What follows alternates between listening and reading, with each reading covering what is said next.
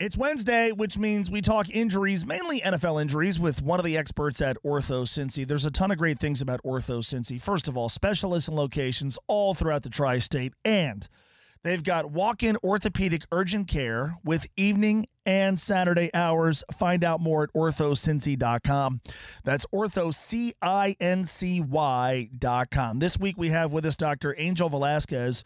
We're going to talk calf injuries, and it's something we've talked about before, obviously, with Hayden Hurst, but we have to revisit it. Sam Hubbard's going to miss at least a couple of weeks with a calf injury. What are the range of possibilities we're talking about here? Well, Mo, one of the important things is, figure out what type of injury he has. So calf injuries can be on different muscles. Can be the gastrocnemius that have two bellies, can be the soleus, and it depends the degree of the injury that he has. Muscle injuries, we qualify them or them as grade 1, 2, 3, or sometimes we go grade 0, 1, 2, or 3. The 0 will be kind of the minor injury. The 3 will be the worst injury. And depending on the injury, what it is, what is the involvement, how long it is, or how big it is the time frame that we look at it. For give you an example, there's studies that show that the average of people with grade 0 or grade 1 will be around 8 to 17 days, grade 2 around 25 days, and grade 3 is around 48 days. So first thing is what injury he has. How big is this muscle injury? What muscle is involved? And be sure that we have a good program to bring him back without re-injuries. That is another topic that we can talk about. I want to ask you this because this is maybe not where my head should go, but when I initially hear calf injury, I start to think about a player's Achilles. Is that the proper correlation to make? Well, remember that in professional sports, the information that is coming out, it's not 100% specifically to what exactly is happening. So the only people that really know is the players, the team, the doctors, and all those kind of things. But the fact that when they're talking about calf muscle strain, you always worry about, the Achilles because it's close, right? It's the extension, it's the tendon that is coming from the calf that attached to the foot. But, we are really transparent on this these days. And if it's really Achilles tendon rupture, we will know about it. When there's an Achilles tendon rupture, we will know about it. It's a significant injury, and it's something that, require most of the time surgery if it's a complete tear or a significant tear.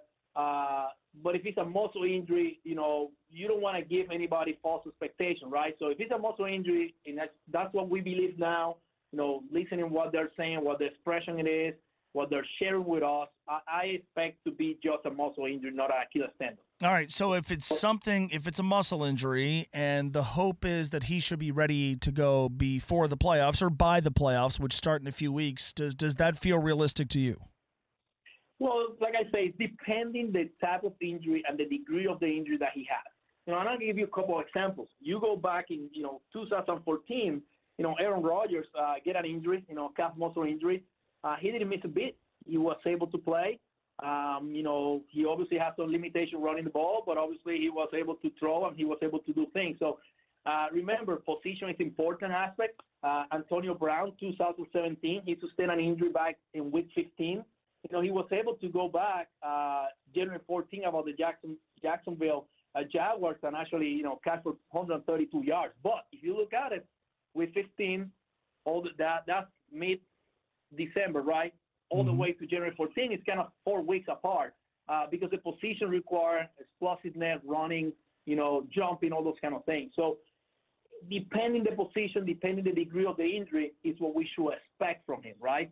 And, and we don't know, right? The average in professional athletes, football players, you're talking about 17 days, but this is taking every injury, right? So, we're talking about around 2 to 3 weeks, on an average for all the injuries, but injury specific or the degree of the injury that he has is what is going to tell us it's going to take a little bit more time or not. I want to ask you something that I think is relevant. It's relevant this time of year every year, and maybe a little bit less so where the Bengals are playing on Saturday because it doesn't look like the weather is going to be quite as cold as it's going to be here. But still, it's going to be temperatures in the 20s. We're expecting brutally cold weather for large sections of the country. How can extremely low temperatures impact injury risk? Well, what I will tell you is this. A lot of the time, and, obviously this is a professional sport that should not happen because, we have nutritionists, we have, athletic trainers, we have physical therapy, we have physicians, all helping these players to prepare for games. But a lot of the time when it's cold and you're not sweating, you forget to drink. You forget to keep that hydration that is really important, right? It is brutal. Your body is taking a lot of energy just to keep yourself warm enough, right? So definitely those factors, if we don't pay attention, you stop thinking on little things that may help you to prevent having muscle strain, and pull muscle, your groin or your hamstring or your calf. And a lot of times, hydration is really important. So we have to continue, getting hydration to the game. And that's where all these, professional medical personnel are there for it, is to help them to not just concentrate to the game, but concentrate to keep their body ready through it, keep themselves warm. So definitely, cold weather can affect, performance and can affect, on injuries, because a lot of times we forget those things that we do in the hot weather because we feel we're sweating, we feel it. We don't feel it when it's a cold weather, right? Right. And your body's actually, expending energy, not wasting, but expending energy in just to keep yourself warm. So those things are important. Why is it so hard, whether you're warming up or whether you have a strain and you're trying to get it loose? Why is it so hard for athletes to get loose when the temperatures drop? Because your body is, getting all that energy, all that blood to keep your internal organs warm, to keep your internal organ working. So the blood flow, change, instead of going all that energy to those muscles, right, that are activating, now that blood flow needs to go on different places, right, not just concentrating to those muscles. Other thing is that when you're hot, your blood vessels open, so you can get that heat out of your body. So when your blood vessels open, that blood goes to the skin, goes to the muscle, goes out, right? When it's cold, the blood vessels contract. They get like they get smaller, so less blood flow goes, and less perspiration or heat coming out of your body. So that's the physiology of the cold weather, and that's what we have to work through it. Fantastic insight. I appreciate the time as always, Doctor. Have a great Christmas, and we'll talk to you soon. Thanks so much.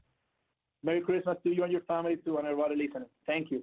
Dr. Velazquez, thank you. Dr. Angel Velazquez, OrthoCincy. Go to OrthoCincy.com. I say this all the time. The great thing about the people at OrthoCincy, specialists and locations throughout the tri-state, including walk-in orthopedic urgent care with evening and Saturday hours at the Edgewood and Eastgate locations. It is definitely cheaper than going to an ER, and it's certainly easier than going to an ER when you have an urgent orthopedic injury. Find out more at OrthoCincy.com. That's OrthoCincy.com.